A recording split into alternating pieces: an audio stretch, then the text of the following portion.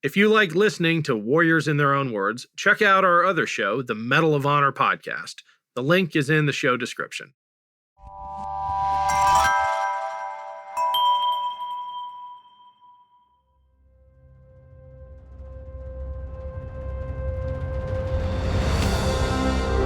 I'm Ken Harbaugh, host of Warriors in Their Own Words. In partnership with the Honor Project, we've brought this podcast back at a time when our nation needs these stories more than ever.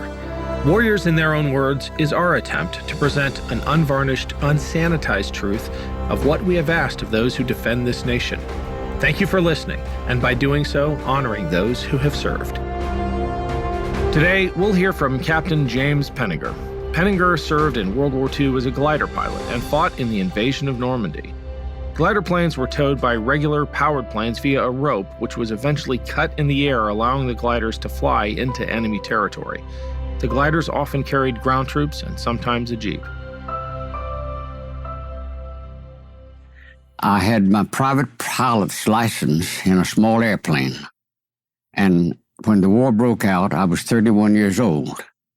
And I thought that I would hopes of becoming a pilot for the U.S. Army, U.S. Air Force. And I learned I was too old. And the instructor told me, you have two choices, being a liaison pilot or a glider pilot. Well, I knew what a liaison pilot was. He would just carry messages from one general to another or one command to another one. But I said, the glider pilot is something to be looked at, because it was a compromise thing, and it was also a challenge, and I've always liked a challenge. So he said, well, the best thing for you to do, you don't have time to get 200 hours to go as a private pilot. And I knew I didn't have, because I was coming to the point of being drafted into the U.S. Army. And I chose to be a glider pilot, and I told him so. And he said, well, go down to the post office in Shreveport to the recruiting officer and tell him what you want to do, which I did. And he said, well, I've never heard of a glider pilot. I said, well, there is one. So he got on his telephones and called Washington and found out that there was one. And he put my name in to become a glider pilot. Well, it took about 2 weeks until I was confirmed.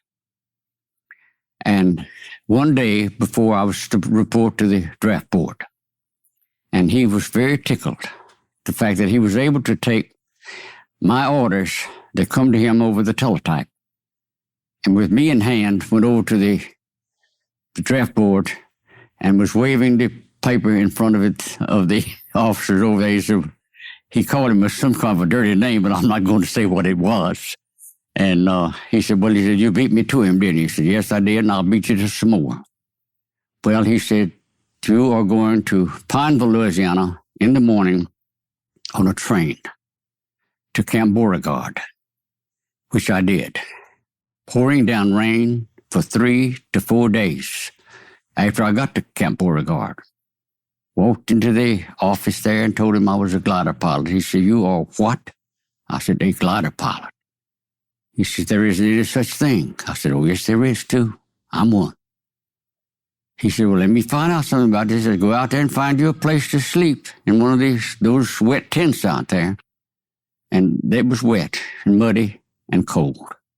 It was cool for July. That was July the 1st, 1942. And anyway, time passed on 3 days. They finally called me and told me that I had been confirmed and that I was going to Randolph Field, which I did the next day on a plane. That's how I became a glider pilot. No one even knew what one was. I didn't know what to do, but I knew that I was not going to be a ground soldier, a walking soldier. I didn't want that. I wanted to fly, and the only thing I could fly was a glider or a liaison, and I told you I do not want to be that. Well, from Randolph Field, I stayed there for about a month. And there's a very amusing little story if you'd like to hear it. I only weighed 123 pounds. And the officer in charge of admitting there at Randolph said I had to weigh 126 before I could even become a glider pilot. So I said, what am I going to do? He said, well, if I was you, come back Monday morning, but Sunday, go downtown and get you a dozen bananas. And when you get up, he said, don't go to the bathroom in under conditions and start eating bananas on the way over here. And I'll weigh you as soon as you get here. Well, I ate 9 of the 12 bananas, and I couldn't eat any more. And I knocked on his door. He says, come on in, you're green at the gills now. He says, pull off your pants and your shirt. Leave your underclothes on and leave your shoes on, so we'll weigh them too. Put me on the scale, 126. I didn't weigh 126, but that's what he said. He said, the bathroom is right down the road. Up it all came. I was admitted then as a full glider pilot in Randolph Field.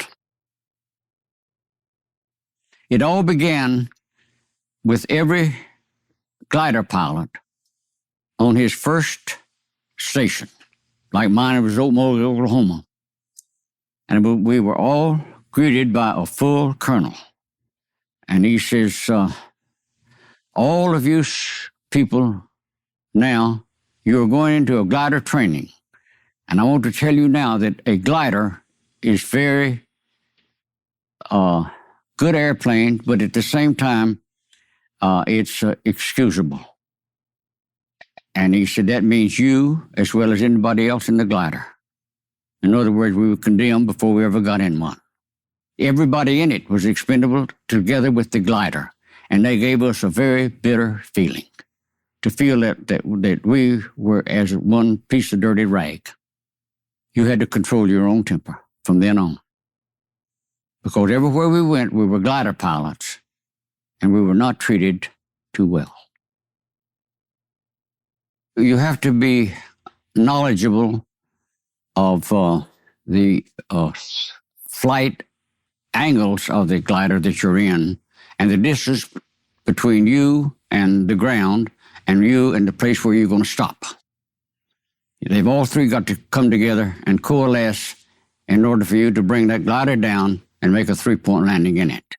And I've done that lots of times. I learned that because I did have very good peripheral vision and turned out to be a pretty good pilot. I never did have trouble landing one, not even at night. I don't know why, but I didn't. I was afraid. I was scared. Anybody that says you are not, they're stupid. But I was afraid because I was flying a horse glider, which was the English glider. And that glider, fully loaded, with everybody in it, weighed 16,846 pounds. I have the manifest at home. I can prove that without any problem. That's what it weighed. And when we took off from our landing field, when my pilot and I was Max Sanchez, we couldn't get off the ground because the airplane couldn't get up enough speed. And we kept trying to bounce the glider into the air, and it wouldn't bounce. And we saw the end of the runway coming up. And we finally struggled into the air just very, very slowly. And then the tow pilot that was towing us, he came off the ground about 5 inches, and he retracted his landing gear, and that gave him an additional 8 miles an hour. And he clipped the tops of the trees as he went over them. And we went on to Normandy and landed. I went between Utah Beach and the other beach. There's 2 of them there, you know, Omaha, and we went between them. And I can remember telling Max, I said, Max, look below you. That's the most beautiful thing I believe I ever saw, more or less like the huge 4th of July. He said, Jim Peninger, he said, I always thought you were nuts, and now I know it. I said, well, it's pretty, look at it. And he did. And all the other guys in the glider came up there and looked too. But all the time we were being peppered by small arms fire as we went across the shoreline. And we landed about 2 miles near the church of St. Maria Glaze. And we had a very small place to land in, and we clipped the tops of the trees as we came off, because we were never over 500 feet in the air at all, at any time. And when we stopped, we had about 12 feet spare before we hit the trees. And we unloaded, helped the men unload the glider, and then we went on about our business. They went on about their business. It was right at dusk. We landed at the worst time in the world to land on any kind of an aircraft is at dusk, because you can't judge distances in the semi-darkness. But we managed to come in this little landing field. We were behind the enemy lines, and our mission was to find General Matthew B. Widgway. He was the general over there. We knew where his command was, but we had to find it. We had little small maps, and we had little tiny flashlights that we could use to determine where we were. And we picked the way to go by the map, and we found this little, it's a cartway that the French use to carry their vegetables and things to market. And we were, 7 of us had gotten together and were marching there, and I was the leader simply because I was a second lieutenant, and I had the famous little cricket. And you see, 1 click was to stop, 2 clicks was to take cover, and 3 clicks was to gather back together again. Well, we had gone about maybe 200 or 300 yards towards General Ridgway's command post, and I heard this noise up in front of me, some loud talking, but it was German talk. And I snapped it 1 time, and they all stopped and came over. I said, hear that?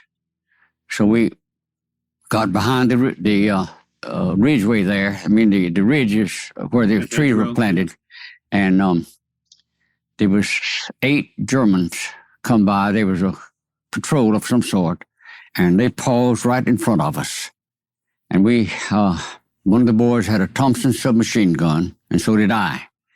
And we could have cut them down without any problem. We knew better because we had been warned not to fire, because that would announce our presence, and they did not know we were there.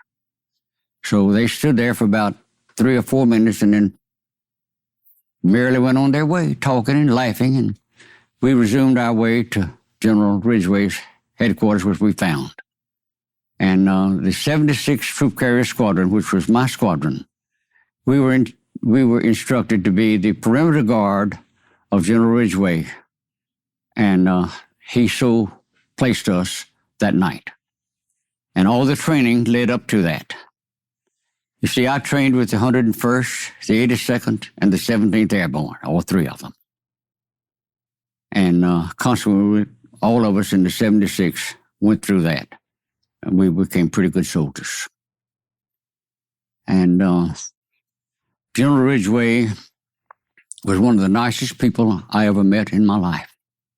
He was a superb commander, and he was very quiet, but he was very forceful. He knew what he was doing, and he did it in the right way. And I was very severely wounded on June the 7th, 1944, the next morning, when the Germans started to come by us. And the first shot out of that cannon hit a tree that I was under, and I received some very bad wounds on the back. And so I never did finish Normandy. I was put on a Red Cross ship and shipped back to England. And supposed to have been there only about 6 days. And I ended up there with about 7 weeks. I developed gangrene in the shoulder and in the left arm and the left shoulder, to such an extent that they were thinking of removing my left shoulder and my left arm. But somehow or another, they managed to get me well again. And I went back to the squadron 4 days before Market Garden. And the rules and regulations of the Air Force, if you are wounded in action and you return to your base, you have to wait 14 days before you are able to fly again. And you have to go through a series of physical examinations together with flight instructions before you are put back on flying status. So I was only there 4 days, so I did not get to fly in Market Garden. I was merely an advisor to the glider pilots and to the pilots themselves. And I told the pilots themselves, I said, remember this, gentlemen. I said, you have got the lives of these glider pilots in your hands. We are coming to the fog-bound English Channel. Remember that the glider pilot can only see 7 to 9 feet of the rope. And if you don't fly straight, he's going to fly crooked too. And you're going to end up killing somebody. So take your advice of the person that knows what he's talking about and act accordingly. And as a matter of fact, the entire 76 went across without any problems.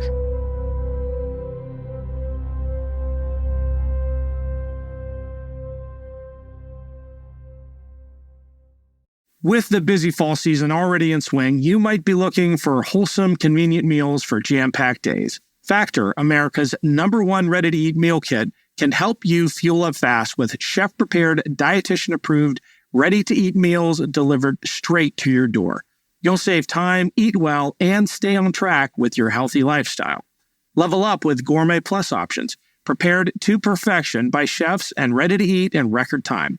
Treat yourself to upscale meals with premium ingredients like broccolini, leeks, truffle butter, and asparagus. Looking for calorie-conscious options? Try delicious, dietitian-approved, calorie-smart meals with around or less than 550 calories per serving. Need an extra boost to support your wellness goals and feel your best as you tackle a busy autumn? Try Protein Plus meals with 30 grams of protein or more per serving.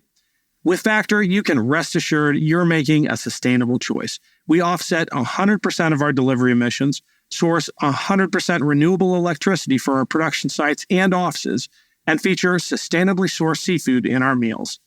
This September, get Factor and enjoy eating well without the hassle. Simply choose your meals and enjoy fresh, flavor-packed meals delivered to your door. Ready in just 2 minutes, no prep, no mess. Head to factormeals.com/warriors50 and use code warriors50 to get 50% off. That's code warriors50 at factormeals.com/warriors50 to get 50% off. A news story gets shared by a friend on social media, or you catch a tweet that really makes your blood boil. But how do you separate fact from fiction? That's the premise behind Disinformation, a 10-part series from Evergreen Podcasts and Emergent Risk International coming this fall. Tune into Disinformation wherever you get your podcasts, and remember, don't believe everything you read.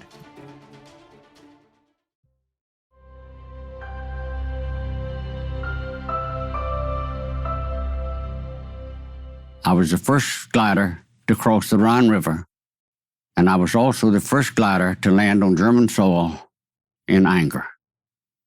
Charles Gordon was the commanding officer of Varsity, and I was the next in command under him. And I led 156 gliders in double tow on that mission. But I would like to tell you, at approaching the Rhine River, I had been flying for 4 hours and 30 minutes. I was on short tow, so therefore I was the first glider across the Rhine River. And my commanding officer, Colonel Robert Lewis, was towing us. And as he crossed the Rhine River. The machine gun nest below us hit his left engine and set it afire. Well, he doused it, of course, with this mechanism in the wing. But the second burst destroyed part of his aileron and part of the stabilizer. And the pieces of it were flying back and hitting me, my glider. Well, I figured that Colonel Lewis was going to give me the red light that he was in distress and couldn't go any further. You know, the C-47 has a blister on top, which is an observation blister. And I could see the person in there and could see the flight gun in his hand, but he never did give me the red light, and he did not give me the green light. The green light was to leave, or the red light was that he was in distress. So I said to myself, I said, Colonel, if you've got the guts to fly on one engine, I've got the guts to fly with you. And Drew Anderson, my very good friend, was on long tow, and I knew that he would not cut off unless I did. So Colonel Lewis flew the rest of the 8 miles on one engine, towing 2 gliders. And when we got to the LZ of the landing zone, I got the green light, and I cut off, and I landed my glider in a beet field, just a sugar beet field. And I was the first one to land. And I'm very proud of that. In one way, the fact that I stayed with Colonel Lewis. He received the Distinguished Flying Cross for his efforts, and I received the Distinguished Flying Cross for the same thing. And the most exciting thing that happened was after I had landed, I was going about 35 miles an hour, and I could see some activity up in front of me. I didn't know what it was. But I kept looking at it, and I finally saw it was a man coming out of a hole in the ground, and he was frantically trying to get a machine gun in operation. So I knew I didn't have a chance in the world to get by him if he got it in firing position, and he was frantically working on it. So I started to move over so I could run him over. I'm going to run over you. I'll get you out of the way one way or the other. And the sergeant in the 17th Airborne, I was carrying 17th Airborne, he said, Captain, he said, you're getting in the way of the glider behind you. You better move over. So I moved over to the right. It was Drew behind me, Drew Anderson. And you notice the little window in the nose of the CG-4A, C glider? Mm-hmm. Well, he shoved that little window open, and with a 45, made one shot, and it hit him right here in the head. The German, I've got a picture of it, and the picture is now in the possession of Bill Horn. The luckiest shot of the war. Had he got that machine gun in operation, he would have killed us all. I mean, he'd have shot at us. I don't know whether he killed us or not, but we were afraid. I was going to run him down. I was going to run over him.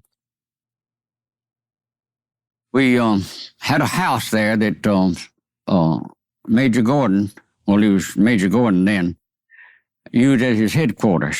Now, he was our commanding officer, as I told you. And he took me in there, and he said, I've got to go over here to interrogation. I just got a runner telling me with my orders. He said, you are in charge now while I'm gone, and I'll be back as soon as I can. Well, he was gone about 10 hours.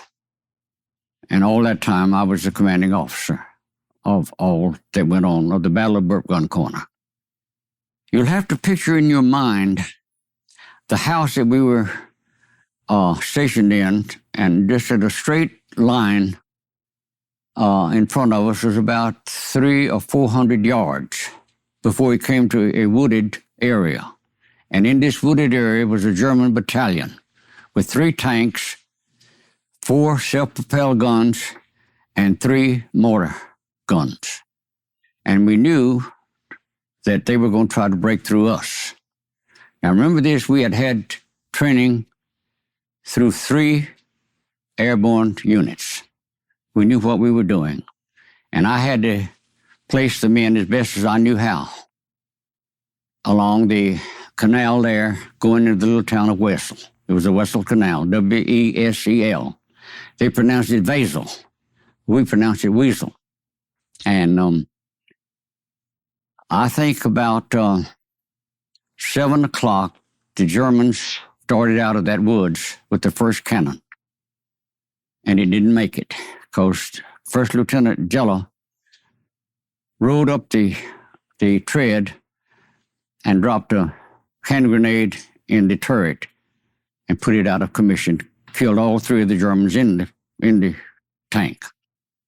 And then 2 other fellas emptied their guns on the second tank and put it out of commission, and 2 of the self-propelled guns.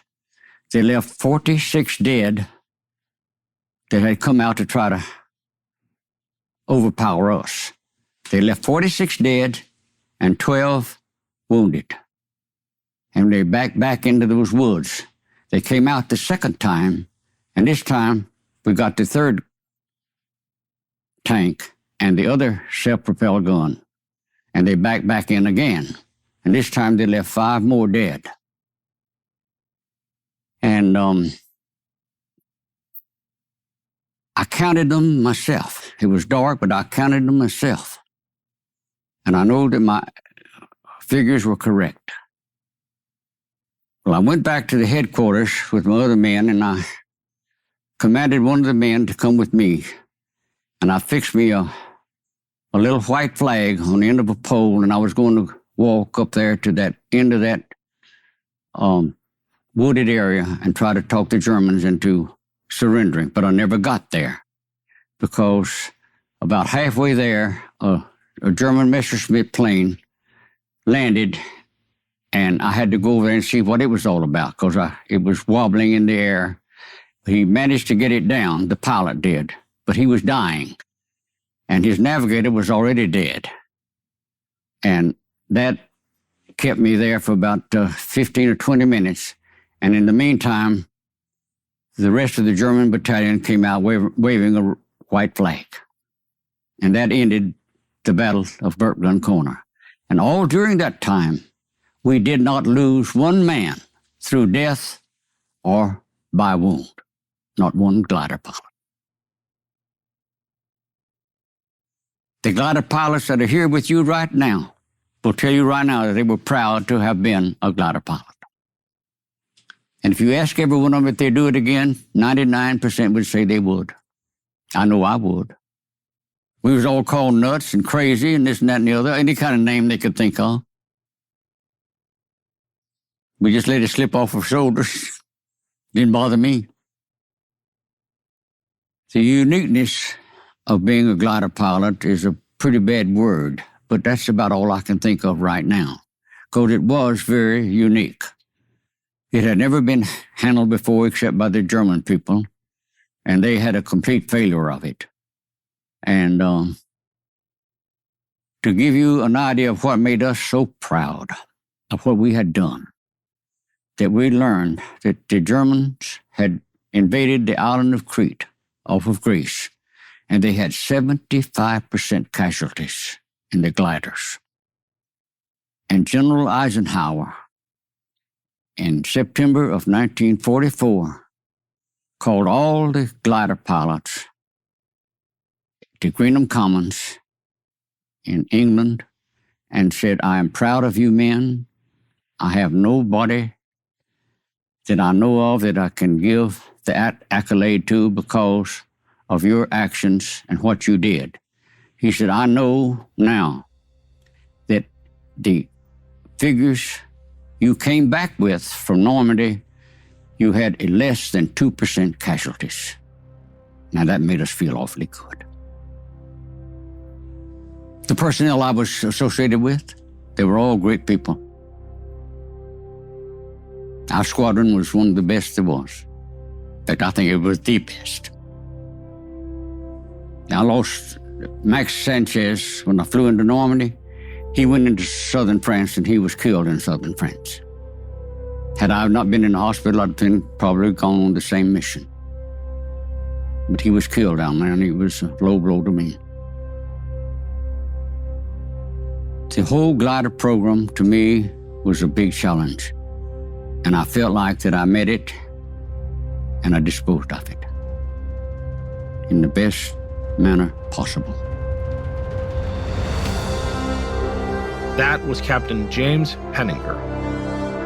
Thanks for listening to Warriors in Their Own Words. If you have any feedback, please email the team at kharbaugh@evergreenpodcasts.com. We're always looking to improve the show. And if you enjoyed this episode, don't forget to rate and review. Warriors in Their Own Words is a production of Evergreen Podcasts in partnership with the Honor Project. Our producer is Declan Roars. Bridget Coyne is our production director, and Sean Rule-Hoffman is our audio engineer. Special thanks to Evergreen executive producers Joan Andrews, Michael DeAloia, and David Moss. I'm Ken Harbaugh, and this is Warriors in Their Own Words.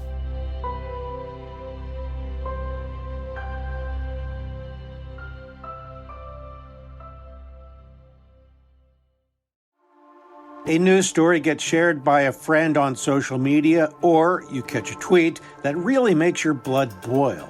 But how do you separate fact from fiction? That's the premise behind Disinformation, a 10-part series from Evergreen Podcasts and Emergent Risk International coming this fall. Tune into Disinformation wherever you get your podcasts, and remember, don't believe everything you read.